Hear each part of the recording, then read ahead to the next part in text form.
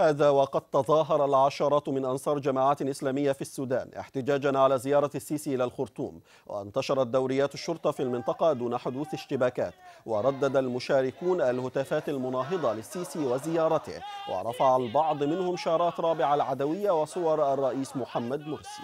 دولة حرة السودان الأمريكان، يا سيسي يا جبان، يا سيسي يا جبان، يا عميل الأمريكان، يا عميل الأمريكان، يا سيسي برا برا، يا سيسي أصحاب مخطوط، ركع سجون، مفهومش جمال، أقصد فهمتك، يسكت يسكت حكم العسكر، يسكت يسكت حكم العسكر، يسكت كل كلام العسكر، يسكت كل كلام العسكر. أنت بتعتف سيدنا محمد وعلى آله وصحبه وسلم، ولا عدوان إلا على الظالمين. الله أكبر.